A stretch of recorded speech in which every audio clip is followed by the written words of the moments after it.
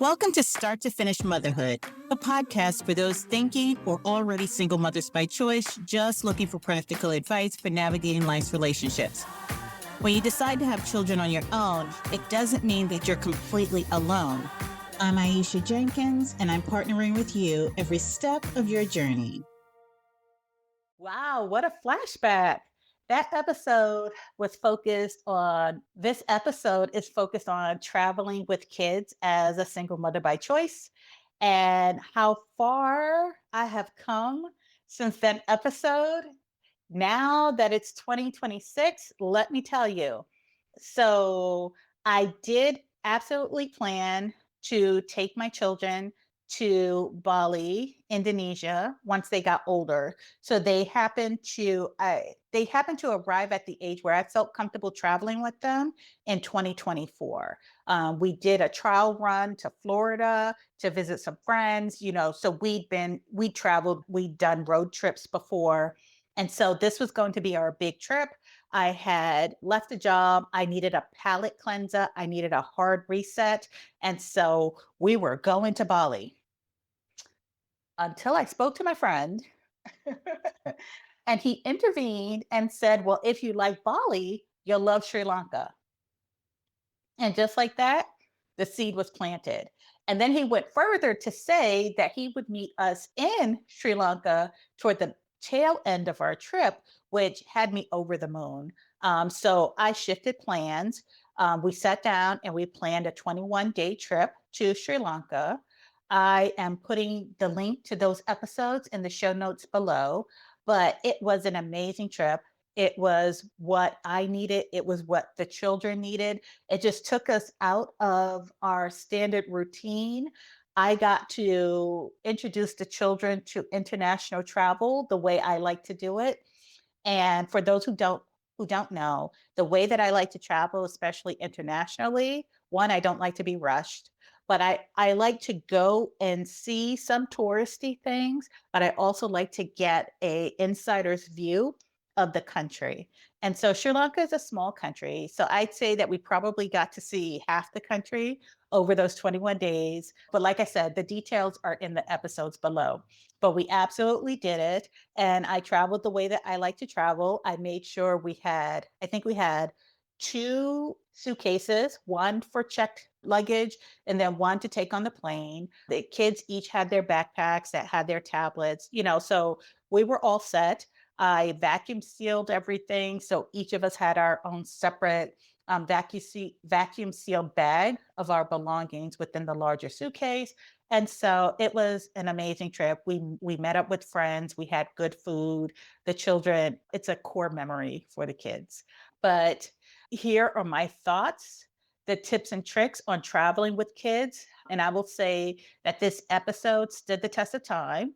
I will definitely put an asterisk next to traveling with a copy of your child's birth certificates. So up to this point in 2024, I had never been asked for a copy of my birth certificates. The trip to Sri Lanka, I was fine, never asked for a copy of the birth certificates. It was not until I traveled recently to Costa Rica that I got asked about a second parent. And so it was out of the blue for me. I said there wasn't a second parent. They asked to see the birth certificate. I had just cleaned out my wallet and removed things that were not necessary for me to travel, my big giant wallet. So I did not have my children's birth certificates on me. I had just taken everything out of my suitcases from my trips to Mexico, where I had copies of their birth certificates, took all of that out of my suitcase. So I had no birth certificates with me. But this was actually the first time in 11 years of being a parent that anyone had ever asked me for a copy of my children's birth certificates. So now I created a new copy, folded it up, and now I'm just going to travel with it. So that is my update. I hope you enjoy this episode. And if you are feeling punchy, tell me, what is your approach to traveling with children and what has been your favorite place to travel with children? I will tell you, I've gone to Sri Lanka, I've gone to Costa Rica, I traveled locally with the children, we've been to London, and all of those places have been child friendly. And so, what's your favorite place to travel with kids? And then, is some of your best travel hacks? We are going to throw caution to the wind and we're going to plan an epic vacation for when the Woohoo! world for when the world opens back up.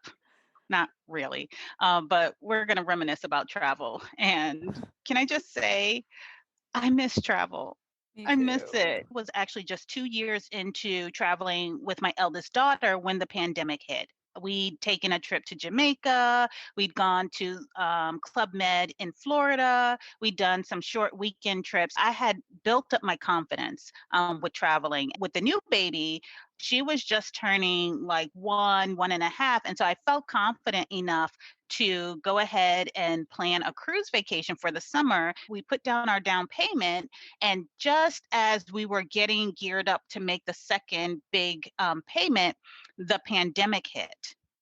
And yeah, so I was just like, so I'd been looking forward to attempting that first trip and trying out some of the hacks that I discovered while traveling as a single woman. I am a big fan of travel, mainly because I think that it's a way to just unify people, places, humanity, and there are a lot of teachable moments if it's done right.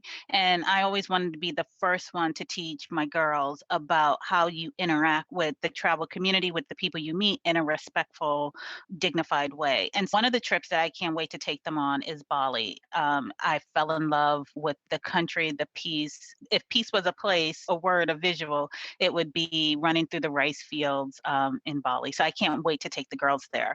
But my most memorable trip as an SMC was a trip that I took to Club Med in Sandpiper Bay in October 2018.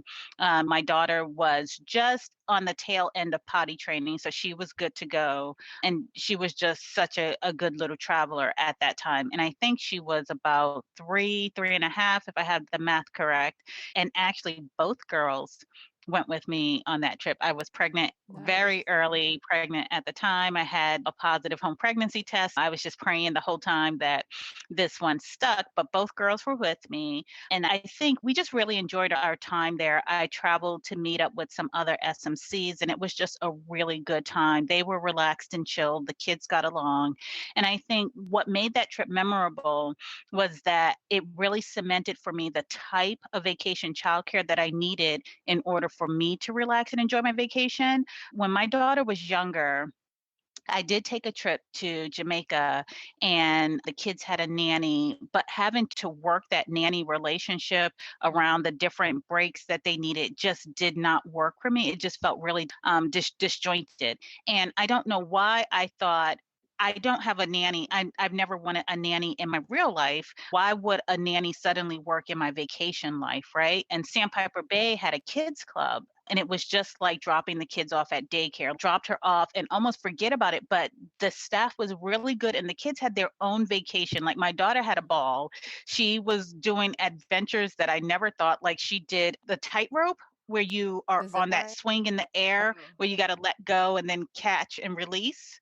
And so she did that, and where I would have been cringing as her mom, like, no, in that adventurous setting with full safety measures and other kids, she was just a little individual enjoying her vacation. And so at periods throughout the day, the moms we'd be socializing, we'd be drinking, and then we'd see this parade of little people walking past us, like on their own vacation. They were our Yeah. kids just doing their thing. And so for me, it let me know what type of vacation childcare I needed. So let's talk travel hacks. My hacks are I'm anal about packing, right? I like to use Ziploc bags. I use a lot of them.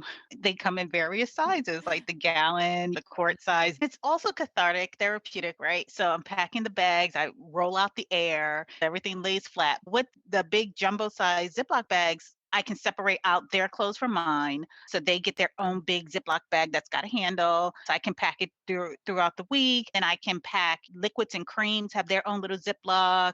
White clothes have their own little Ziploc. And then I actually pack Ziploc bags for the carry-on because one outfit and the swimsuits per person. And so that goes into our carry-on. So that's one hack. I stock up on Ziploc bags. And then secondly, until the kids are like 6 or so, I always bring the stroller, right? Something that's foldable. Like before the pandemic hit, my kid's godmother was going to gift me this well-researched, I forget what brand stroller it was, but it was foldable, packable, compact, but it had like good compartments and whatever. So bring the stroller until they're like 6 or so. It's multi-purpose. That's one way to go splurge. If you're going to splurge the extra little bit of money on a good travel stroller with wheels, do that. Look, I had been on enough planes where kids are an X factor. They spill, they throw up, they pee. They knock things over on you and on other people. So let's talk packing just a little bit. For me, I'm a roller, so I roll everything. Like I said, I do the Ziploc bags, a bag for me and each kid throughout the week, throw things into their bag. I like to use one suitcase because I like to be streamlined when I go through the airport. So I'll get a medium to large size suitcase with wheels on it and then put everything in the bag. So that's our travel bag that will get checked. And then we each have our own carry-on bags. The size will fit the person's. And then in our carry-on, we might have our light snacks, we might have our toys.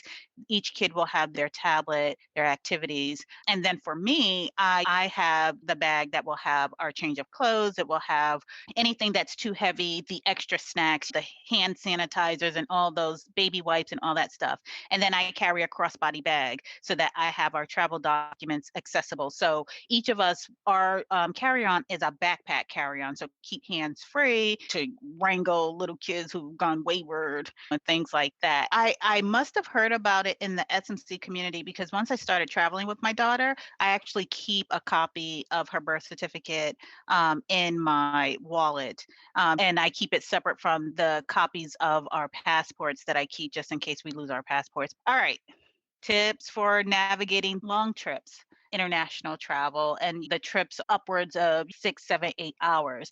So for me, I will say this is definitely a choose your hard approach for me. Whenever I do long trips or long travel, I plan on getting connecting flights, especially for land vacations. Yeah, I know some people would be like, there's a greater chance of your luggage getting lost. And I appreciate that, but this is my hard. What I learned on a few of my trips is that there are hotels and the suites that you can rent at the airport. So my plan is to get a connecting flight and then have those few hours in the airport where I book us a room where I can lay flat and get a good rest. My kids can stretch their legs and run around and build that into part of the vacation experience. Yep, the vacation will be extended probably by an extra day or two by having that longer connecting flight in the middle of our trips. But I've done that a few times.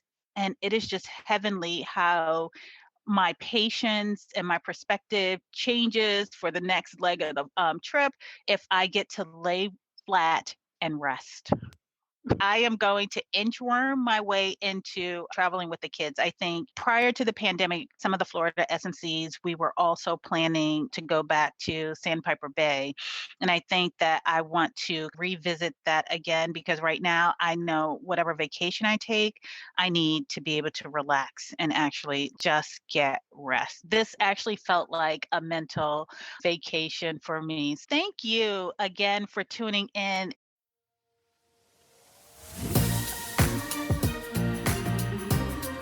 Thanks for listening to Start to Finish Motherhood with Aisha.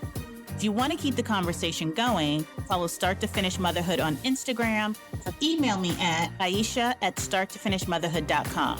If you love this episode, please share it with anyone who's thinking of becoming a single mother by choice, anyone who's already parenting as a single mother by choice and just looking for advice on navigating it all, or a friend or family member who's looking to support someone else's single mother by choice journey. Until next time, bye now.